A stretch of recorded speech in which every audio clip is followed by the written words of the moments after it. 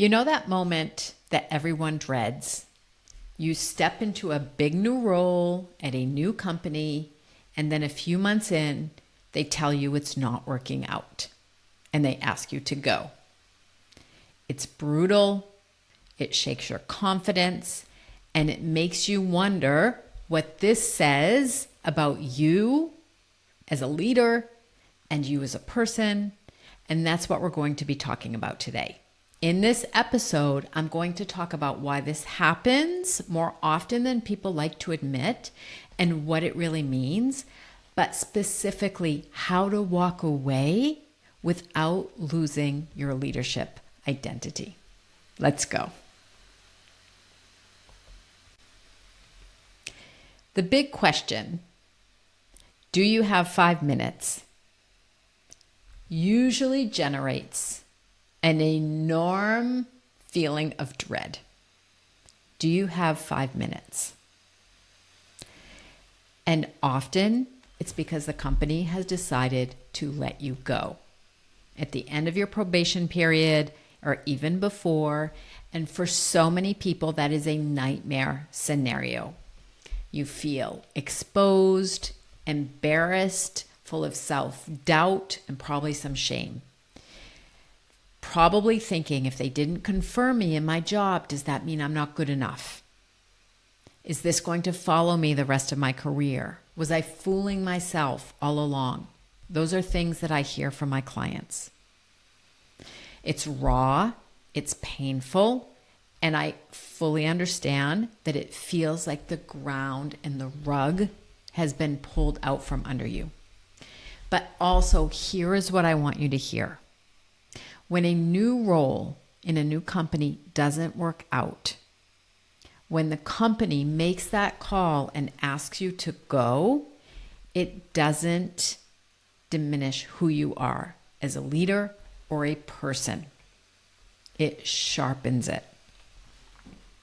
So why does it feel so devastating?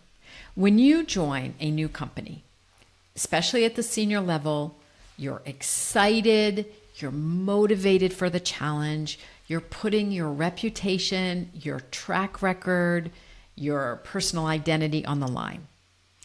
And when it's in a new company, you haven't got that built-in history or internal networks to rely on. You're the new kid on the block walking into unfamiliar territory. So when the company asks you to go and doesn't confirm you in your position, it doesn't feel just like a professional setback. It feels personal. It feels like rejection of you at the deepest level. And the shame is heavy. And the people that I coach tell me, I don't know how I'm going to put this on my CV, or I feel like my credibility is gone. But what I want you to hear is that because the company chose not to move forward with you, it is not evidence that you are a failure. I like to reframe it as misalignment, and misalignment is data. So today, I really hope you take away a different way of thinking about it if this happens to you.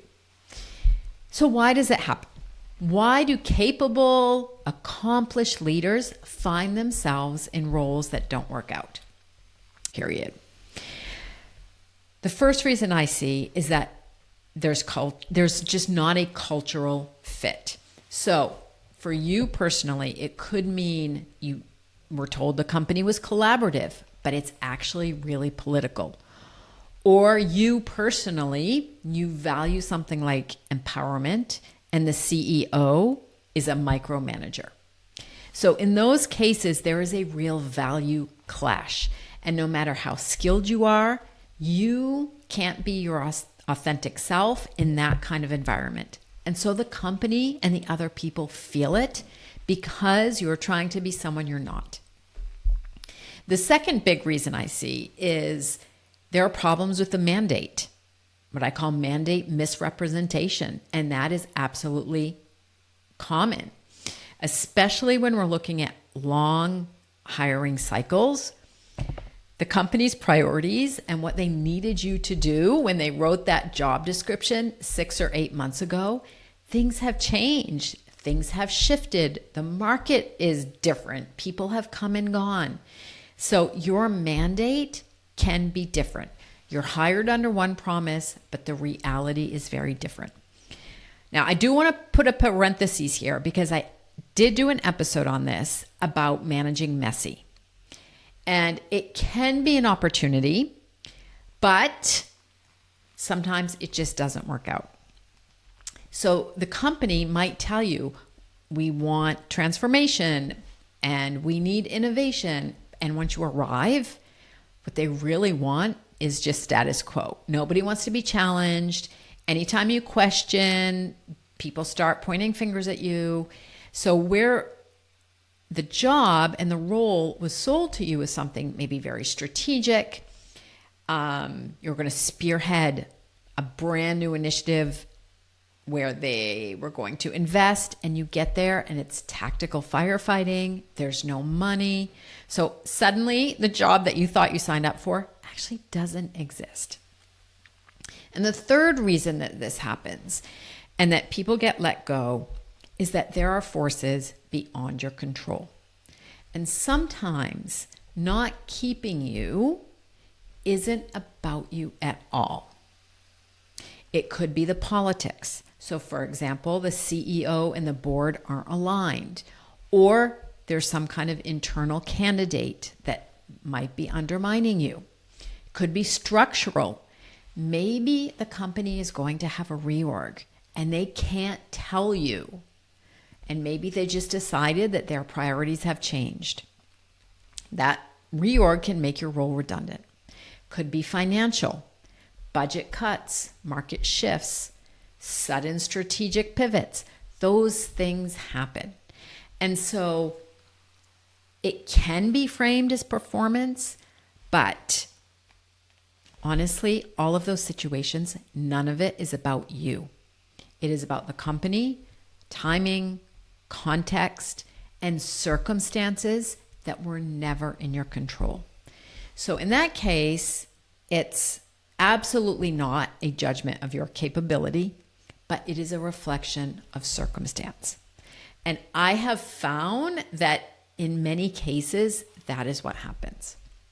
So why is it so important to talk about this? I don't want you, if this happens to you and your company doesn't decide to keep you, I don't want you to internalize it as failure. I do not want you to shrink yourself. I do not want you to carry shame and embarrassment into the next role. Because if you do, then you start playing smaller, you stop trusting yourself, you hesitate. So I would like to encourage you to reframe it as feedback, as clarity, as information, as data to help you grow as a leader. You walk away from a situation like that with much sharper insight into who you are as a leader, what kind of company you like to work in, what kind of environment, culture, what kind of mandate you'll thrive in. The danger isn't that the company asked you to go. The danger here is that you made it mean something about yourself and your worth instead of seeing it as an opportunity for growth. So how can you shift and think about this differently? First of all, I would encourage you, if this happens to you, to give yourself some time to grieve. There's a lot of emotion. There's anger, there's frustration, there's disappointment, and all of those things, there's fear, and all of those feelings are completely normal. Giving yourself time to feel those feelings, name those feelings, and accept it. And it might be hard to accept it, and I get that. But I want you to walk away with your head high and your leadership identity intact. So this is how you can do it. The first one is to reframe the story that is the power that we have, is that we can believe whatever we want to believe about a situation. It isn't rejection, it's redirection. And when you tell the story, whether it be to yourself, your network, future employers, frame it as a mismatch. This happens all the time. It is absolutely not a failure. So instead of the company asked me to go, you can say something like, well, the role required something different than what was initially defined. And that mismatch actually clarified what I needed to do and what kind of environment works best for me. That is ownership, and that is powerful. So reframe the story. You have the power to do that. And please do not talk crap about the company. That's one of the worst things that you could do. I don't believe that helps anyone. If you want to do that alone, or if you want to write them a letter and not send it, that is fine if you want to get it out of your system. But when you are reframing the story, take your power back. The second suggestion I have is to extract the data. This is just a life lesson. So what did it teach you about yourself, about the people that you like to work with, about non-negotiables? Do you need to work with a CEO who truly empowers? How clear do you need your mandate to be? What kind of culture do you thrive in? And write it down, because this is not wasted time. It's going to help you fine-tune your next job. And I guarantee you will have a next job, because the universe always trades up. And thirdly, separate your identity from what happened. Your capability, your skill set, it doesn't change because one company asked you to go. Your track record doesn't evaporate. Your years of experience, they don't just disappear. What changes is the knowledge that you have about yourself and how you grow from this experience. And let me tell you, I've seen it again and again with my clients. When leaders leave something that was misaligned, the universe always gives them something better. When one door closes, another door opens. So the next opportunity, it's always sharper, more aligned, and bigger and better for you. So if you have been in a position, and if you're listening to this now, and a company has asked you to leave, what is the story that you're telling yourself about it? Is it a story of failure, or is it a story of growth, of learning, and something that is going to help you rebound to the next best thing? And what is one non-negotiable that you will carry forward to the next chapter? Write it down and name it. So the key takeaways here. 1 is a role that doesn't work out. It doesn't shrink you. It sharpens you. A company choosing not to confirm you in your position does not mean that you are not capable. It simply means it wasn't the right fit. And every door that closes, another one opens. And the arena is still yours. And the truth is, you are more prepared now than ever.